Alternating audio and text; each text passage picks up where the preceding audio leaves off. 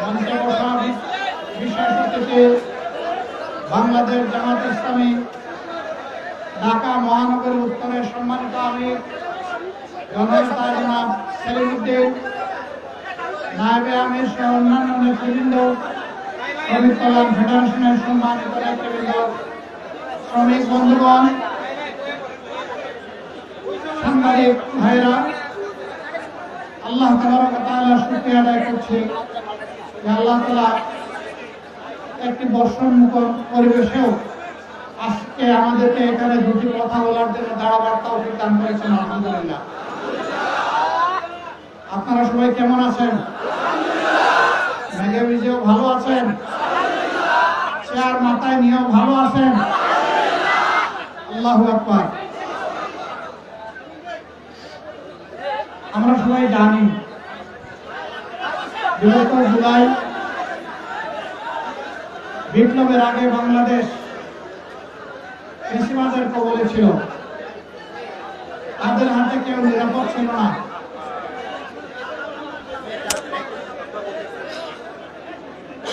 তাদের হাতে কেউই নিরাপদ ছিল না।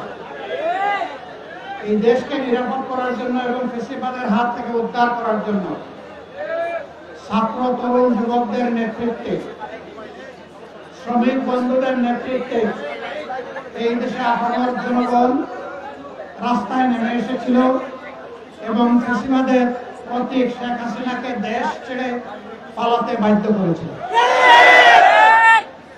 এই কাজটি এমনি এমনি হয়নি। প্রচুর মানুষকে এখানে জীবন দিতে হয়েছে। আমাদের হাতে হাজার খানেক মানুষের নিশ্চিত ঠিকানা সংরক্ষিত আছে। তাদের মধ্যে 60% মানুষ শ্রমিক, আর সবাই মিলে 40%। এই শ্রমিকদের বেশিরভাগ আবার অত্যন্ত সীমিত আয়ের। তাদের মন আনতে পান্তা ফুরায়, ভালো করে পেটে ভাত দিতে পারে না। Hello check, hello hello hello check, hello hello check, hello. তারা তাকায়নি। তারা তাদের একটা মূল্যবান জীবন জাতিকে উপহার দিয়ে দুনিয়া থেকে চলে গেছে। আমরা দোয়া করি এই জুলাই আন্দোলনে যারাই নিহত হয়েছেন জালিমের হাতে, hello check, hello hello check, hello hello hello hello hello. সম্মানিত ভাইরা, অসংখ্য সহযোদ্ধা, তারা আহত হয়েছেন, পঙ্গু হয়েছেন। আজকে তাদের দাবির জন্য যেদিন জুলাই সনদে স্বাক্ষর হবে সেই দিনটি পর্যন্ত তাদেরকে রাস্তায় নামতে হচ্ছে। আমি মনে করি এই জাতির জন্য একটি লজ্জাস্পদ। আমরা বারবার দাবি করেছি তাদেরকে স্বীকৃতি দিন, সাংবিধানিক স্বীকৃতি দিন, তাদের প্রতি মর্যাদা দেখান। কিন্তু না, আমাদের সরকার তা দেখাতে ব্যর্থ হয়েছে বলেই আজকে তারা সংসদের দক্ষিণ প্লাজায় অবস্থান নিয়েছে। আমরা শুনেছি এখন সরকার এই বিষয়টা গুরুত্ব সহকারে নিয়েছেন, কিন্তু এর মাঝে কিছু অসুন্দর কাজ হয়েছে কিনা আমি নিশ্চিত না। যদি হয়ে থাকে তাহলে আমি ব্যথিত, দুঃখিত, লজ্জিত। এই যারা জালিমের হাতে মার খেয়েছে, আজকে ইন্টারিম সরকারের পুলিশের হাতেও যদি তারা মার খায়, এ লজ্জা আমরা কোথায় রাখবো?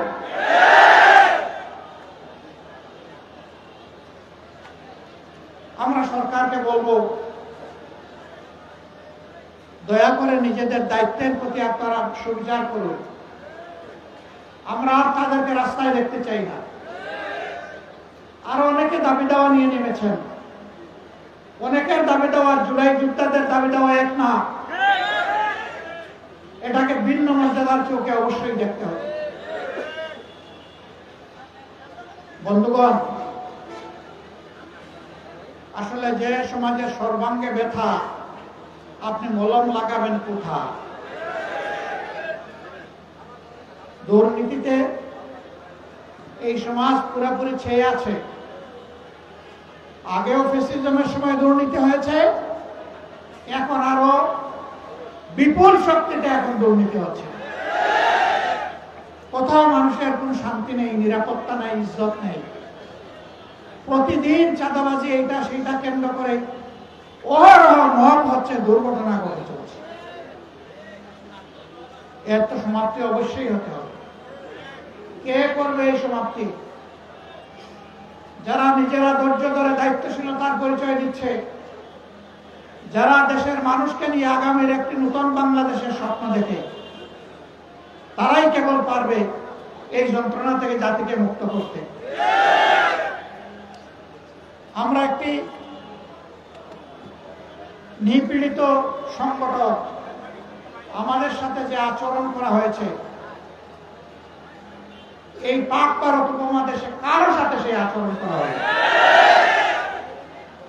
বাংলাদেশের ইতিহাসে কারোর সাথে সেই আচরণ করা হয়নি।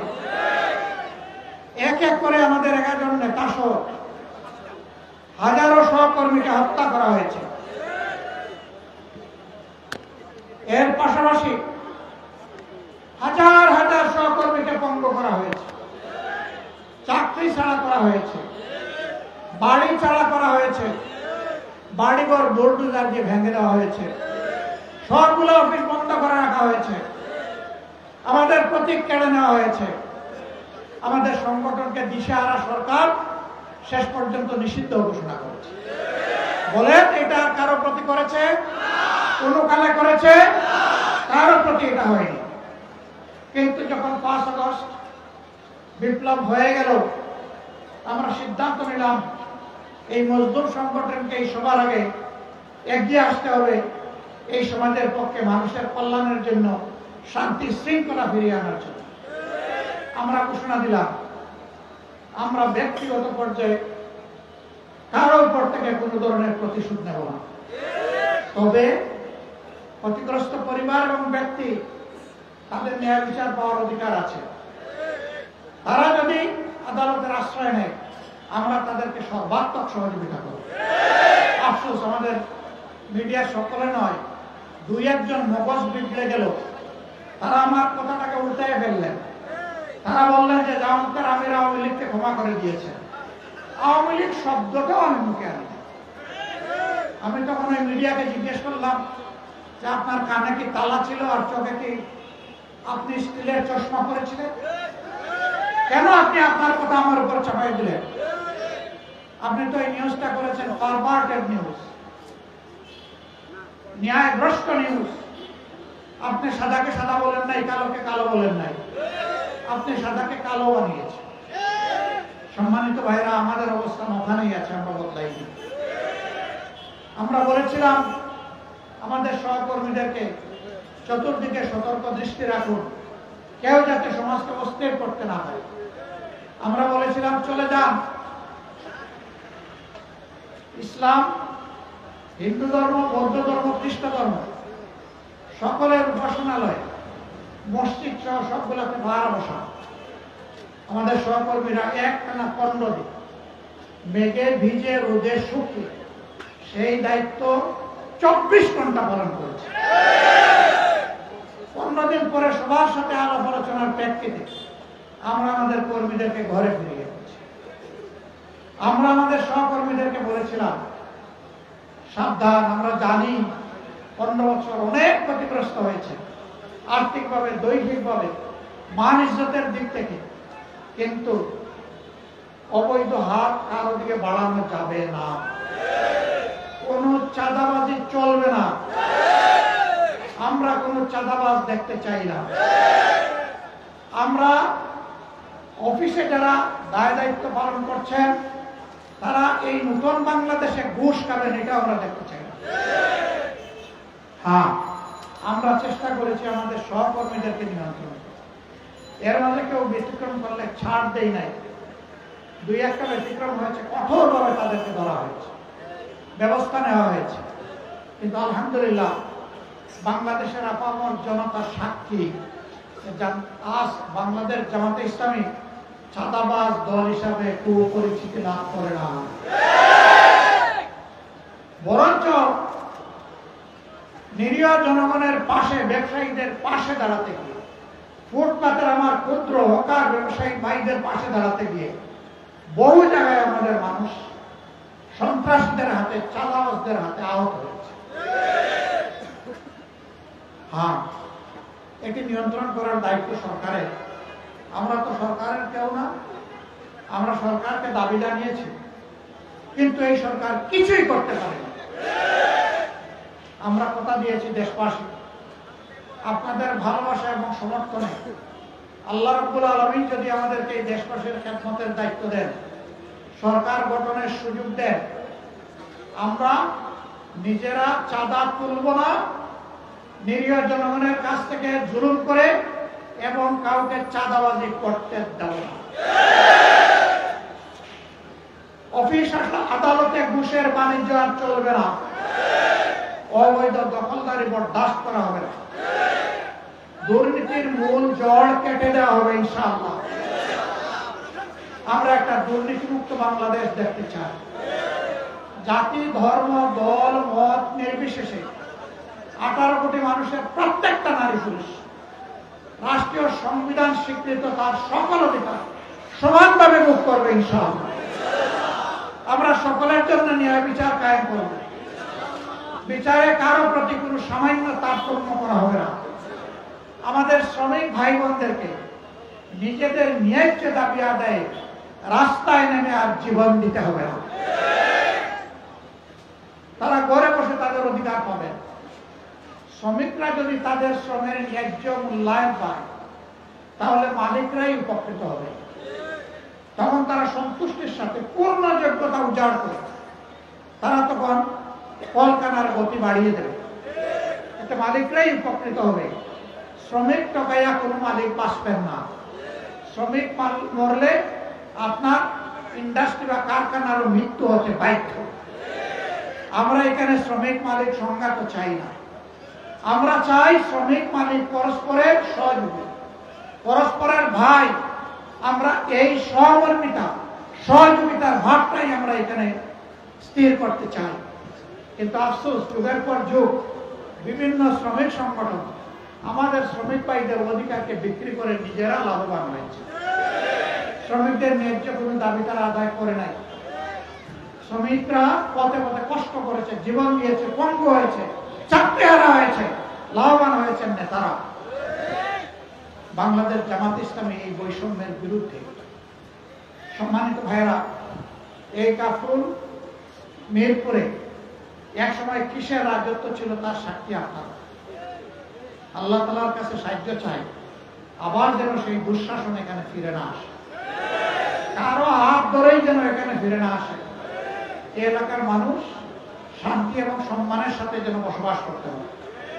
ব্যবসায়ীরা তাদের জায়গায় ব্যবসা করবেন, চাকরিজীবীরা চাকরি করবেন, ছাত্রছাত্রীরা তাদের লেখাপড়ার কাজ চালিয়ে যাবেন, মা বোনেরা পেশাগত এবং সাংসারিক দায়িত্ব পালন করবেন। যার যার জায়গায় সম্মান এবং নিরাপত্তার সাথে তারা এই দায়িত্ব পালন করবেন। আমরা সেই রকমই একটা কাফরুল এবং সেই রকম একটা মিরপুর গড়ে তুলতে চাই প্রাথমিকভাবে, এবং আমরা সারা বাংলাদেশের চিত্রই একাকার চাই, একই ধরনের চাই। আমরা কোথাও উন্নয়নের ক্ষেত্রে কোনো বৈষম্য চাই। এই কাফরুল এবং মিরপুরে কোনো খেলার মাঠ নাই, পার্ক নাই, সাঁতার শেখার জন্য সুইমিং পুল নাই, রাস্তাঘাটগুলো পর্যাপ্ত নয়, অপর্যাপ্ত। যা আছে কিছু কিছু জায়গায়, বেশ কিছু জায়গায় ভাঙ্গা ছোড়া, ড্রেনগুলা খোলা, ময়লা, দুর্গন্ধযুক্ত। এটা শুধু মিরপুরের কাফরুলের দৃশ্য না, এটা আমাদের আধুনিক তিলোত্তমা ঢাকার দৃশ্য।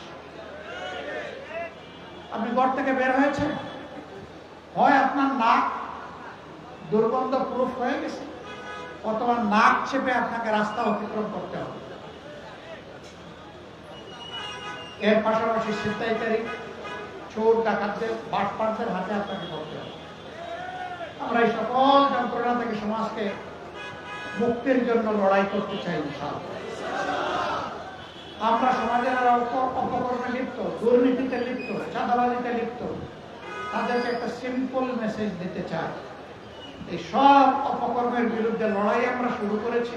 এগুলা প্রথম না করে আমরা বিশ্রাম নেব না, আমরা থামবো না ইনশাআল্লাহ। মাঝপথে থামার কোনো প্রশ্নই আসে না। সব কিছুকে গ্রাউন্ড লেভেলে নামিয়ে না আনা পর্যন্ত আমাদের লড়াই অব্যাহত থাকবে। সেই লড়াইয়ের কি গর্বিত অংশীদার আপনারা হবেন? রাজি আছেন? যে আমাদেরকে দিয়ে আপনারা আবার ঘরে বসে থাকবেন কিনা? না না, আপনাদের সাথে পিছনে নয়, সামনে থাকবো ইনশাআল্লাহ। আমরা জিতবো না হারবো, এটা আল্লাহ তাআলার ফয়সালা। কিন্তু মানুষের জন্য, মানুষের মুক্তির জন্য আমাদের লড়াই আল্লাহর উপর ভরসা করে আমরা চালিয়ে দেবো। আসুন, একটা নিষ্কলুষ শান্তি সৌম্য মিরপুর কাপড় অহিংস একটা কাজ এবং মিরপুর গড়ার জন্য নতুন করে আবার আমরা শপথ নিই। দাঁড়িপাল্লা ইনসাফের প্রতি মহান আল্লাহর কাছে তৌফিক চাই।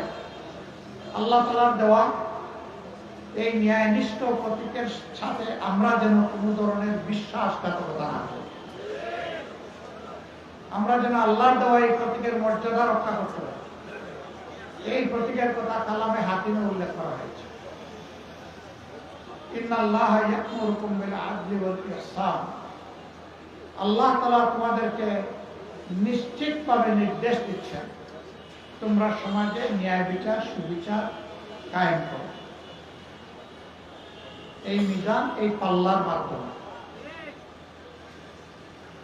এই তোমরা পাল্লায় সঠিক ওজন করো।